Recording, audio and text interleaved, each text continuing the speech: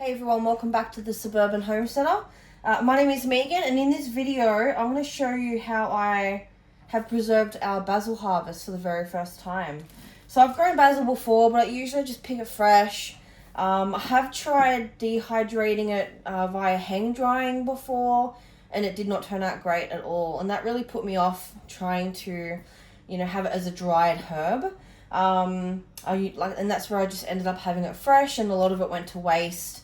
Obviously, like the smell as you walk through the garden, and it was really nice. But this time around, we have the dehydrator, the Benchfood dehydrator. So we ended up dehydrating that. And then I also made some basil pesto. So I'm going to take you along in how I do just that.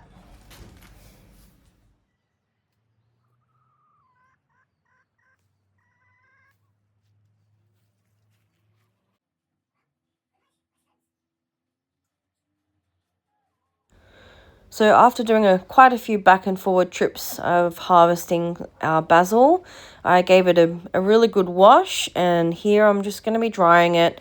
So I'm just placing it out on some paper towels that I laid out over the bench, and I'm just going to be pat drying it just gently.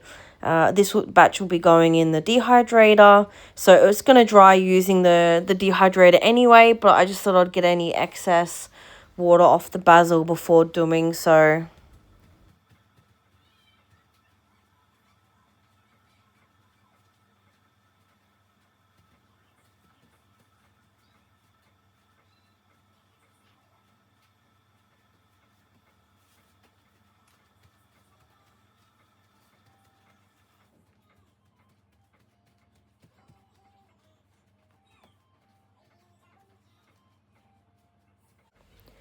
Now it's time to rack it all up. So our Benchfood dehydrator takes 10 trays, and each tray is 20 centimeters by 30 centimeters. And I like to have it completely full before turning on the dehydrator. I want to maximize the space in the dehydrator. So I try and get as much as possible, and ideally of the same thing. And that way it's just uniform in drying, and I have no problems with it. Now I'm setting it to about 60 degrees Celsius for about 10 hours. It's probably a little bit too long, but I always like to put it over the estimated time, because I found in the past when I've kind of put it on, it hasn't dried enough, and I just check on it periodically. So here it is. It's completely finished, fully dry. It's crispy. And I'm just going to be bottling it up into this bottle here. This is an old passata bottle. So I'm just going to be storing it in that for the time being. And it's just a matter of unracking all 10 trays. I must say the dehydrated basils is looking really good. It's nice and crispy. Obviously, it's lost a little bit of its color. It's gone a little bit darker, but looks really fantastic. Smells amazing. So I ended up doing 2 batches. So I put it on through twice. So I ended up doing 20 trays in total. And I filled 2 of these big, I think they're about 700 ml passata bottles. So that's them 2 there. I will be keeping one as it is, so the full leaf. And then I'm going to be grinding or coarse grinding the second bottle, just so I had something a bit more coarser, a bit more smaller and refined, and that way I have 2 different options when I'm cooking. So I'm just going to be putting it in my little grinder attachment here for my Kenwood mixer, and I'm just going to be doing a really coarse grind. I don't want it too fine, so it's just going to be really coarse and chunky.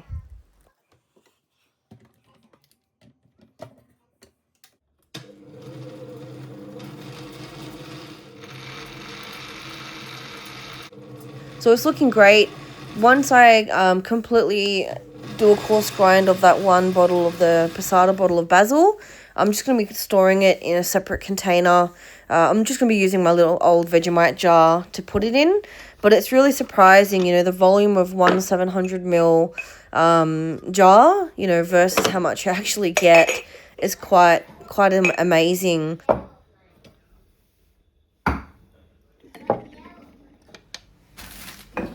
So dehydrating is finished. I ended up doing 2 huge big batches of basil. I just had so much. I ended up leaving one jar as a complete leaf, almost like when you buy bay leaves in the grocery store, or if you end up doing your own dehydrating. So I ended up as a full leaf, and then I also did another batch. So this was pretty much another one of these, and I ended up just doing a coarse kind of grind using my Kenwood attachment for the grinder, just so I had two different ways to use it in my cooking. So whether I wanted to do a whole leaf or just have a little sprinkle, I can do either way. So either way, I'm super happy with how they turned out. Much better than trying to hang dry it. For future basil harvests, I'm going to definitely do it this way, using the Benchfood dehydrator. It looks good, smells great, and I'll be able to use it all year round. I don't know. Now I'm going to be making basil pesto. I'm actually going to be using the RecipeTin Eats recipe. This is probably the second type of recipe that I've done for basil pesto, and I must admit it's probably one of my most favorite. I think, it's super easy. Pine nuts, basil leaves, fresh basil leaves is highly recommended. Parmesan, salt, pepper, garlic, and then obviously olive oil. But it's super easy to do. I think the biggest difference between the two recipes was you actually toast these pine nuts. I think that might have been, the big tip to make the big difference between the two. But, it's super easy. You just whack everything in the blender. I did about 1.5 times the recipe that, ingredients that she had on her website, only because I had that much basil and I wanted to use it. So it ended up being about, I think, 3 cups of basil leaves.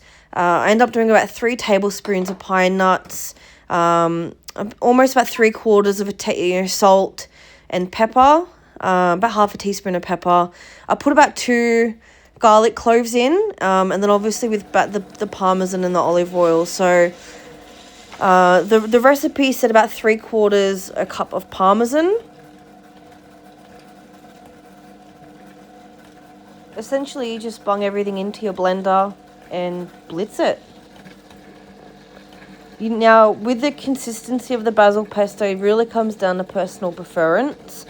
So you do, the recipe does say, add a little bit more olive oil. I also put a bit more water in. So I did add more cheese to make it a bit more like a creamy kind of basil pesto. But I did put a little bit of olive oil, and then I ended up putting it, I didn't want too much olive oil at the end, so I ended up using a bit of water as well, just to make it that slightly thinner consistency that I was after for our basil pesto. It really is a big trial and error as to, what kind of consistency, texture, taste that you're going for with your pesto. So just doing a little bit of a taste test after making some amendments, and it is tasting pretty darn good. So now it's time to whack it into these silicone molds, which will then go in the freezer.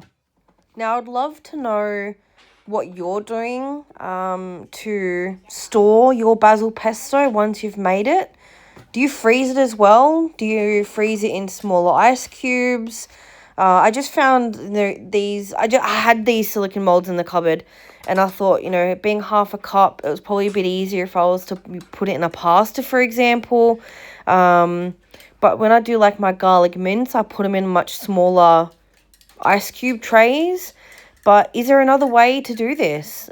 Please let me know in the comments below how you store your basil pesto, because I would love to know any other tips and tricks to doing it, especially for the longevity and being able to have it all year round. I know if I was to keep it in the fridge, it would only last a few days before it will spoil, and I don't want that.